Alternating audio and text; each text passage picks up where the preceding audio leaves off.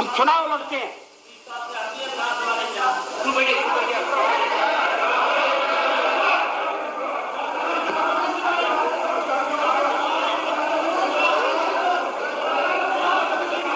Please अध्यक्ष महोदय, please have patience to listen.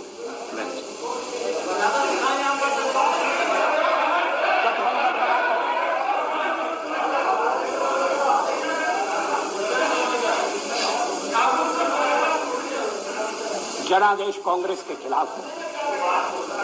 Congress की संख्या आधी रह गई।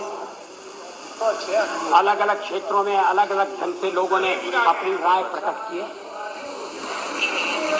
अब सब अगर इकट्ठे आ रहे हैं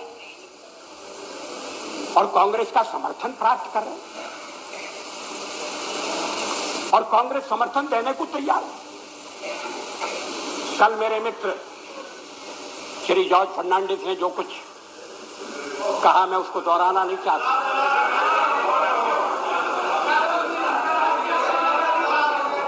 अगर आप चाहें तो फैसला कर सकते हैं कि भाई हमने एक दूसरे को गाली दी होगी, मगर चलो छोड़ो, आज तो सबको मिलकर बीजेपी को गाली देना है। अगर ये सामूहिक निर्णय है, मुझे कुछ कहना नहीं, लेकिन इस तरह का निर्णय नकारात्मक होगा, इस तरह का निर्णय प्रतिक्रियात्मक होगा, इस तरह का निर्णय केवल हमें आने से रोकने के लिए होगा और ये लोकतंत्र को स्वस्थ बनाने वाली परंपरा नहीं डालेगा। ये आज मैं आपको चेतावनी देना चाहता हूं। हम तो प्रतिपक्ष में बैठने के लिए तैयार हैं। अध्यक्ष महोदय, जब मैं राजनीति में आया, मैंने कभी सोचा भी नहीं था कि मैं एमपी बनूंगा। मैं पत्रकार था और ये राजनीति, जिस तरह की राजनीति चल रही है, मुझे रास नहीं आती।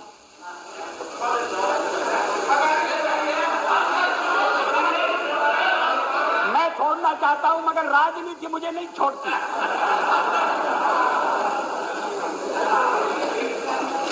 विरोधी दल का नेता हुआ, आज प्रधानमंत्री हूं, थोड़ी देर बाद नहीं रहूंगा।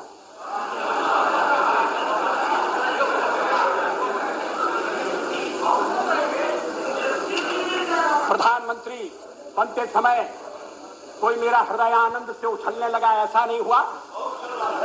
और सब कुछ छोड़ छाड़ कर जब चला जाऊंगा, तब भी मेरे मन में किसी तरह की म्लानता होगी, ऐसा आप मत समझिए। लेकिन फिर मैं कुछ मुद्दों को उठाना चाहता हूं। Some traders हमारे फिर एक दूसरा आरोप लगाया जा रहा है, आरोपों की झड़ी लगाई जा रही है। आपने अनेक महत्वपूर्ण मुद्दों को छोड़ दिया। राष्ट्रपति के अभिभाषण में राम मंदिर की चर्चा नहीं है, 370 धारा समाप्त करने का उल्लेख नहीं है और शादी ब्याह के समान कानून बनाने के बारे में भी जिक्र नहीं है। आपने स्वदेशी का भी परित्याग कर दिया और ये बातें इस तरह से कही गई हैं जैसे ये बातें कहने वाले हमारे इस परित्याग से बड़े दुखी हैं।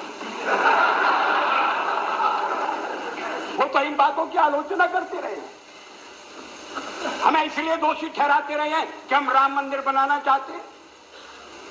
370 हम खत्म करने की बात कर रहे हैं। हम देश की एकता कैसे कायम रखेंगे? शादी ब्याह का समान कानून हो, भले ही संविधान में लिखा हो, भले ही सुप्रीम कोर्ट ने मोहर लगा दी हो, आप कैसे कह सकते हैं? और आप कहेंगे तो आप देश की एकता के तोड़क होंगे। और हम अगर कहते हैं कि नहीं, ये हमारे इस समय के कार्यक्रम में नहीं है, हाँ इस समय का इसलिए कि हमें बहुमत नहीं है।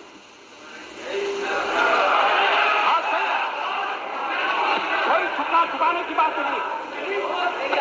बहुमत मिलने से करते आखिर हम बहुमत के लिए लड़ रहे हैं। ये है cat out of that, now cat is out of that. आखिर हम बहुमत, आखिर हमें जो जनमत मिला है अगर आपको उस जनमत ने स्वीकार कर दिया है तो हमें भी पूरी तरह स्वीकार नहीं किया। हम तो बहुमत चाहते थे, लेकिन बहुमत हमें नहीं मिला। अब हम सबसे बड़े दल के रूप में उभरे हैं, तो हमारा प्रयास है कि कोई आम सहमति से कोई चीज बने, कोई चीज चले। और इसीलिए हमने विवाद की बातों का उल्लेख नहीं किया। इस पर क्या आपत्ति है? अभी यूनाइटेड फ्रंट बनने जा रहा है, बहुत अच्छा, बन गया तो बहुत अच्छा है। अभी कार्यक्रम बनने वाला है, वो भी बन गया। तो क्या उस कार्यक्रम में मार्क्सिस्ट पार्टी की जितनी भी विचारधारा है, मार्क्सिस्ट पार्टी का जितना कार्यक्रम है, वो ज्यों का त्यों पूरे का पूरा समाविष्ट कर लिया गया है।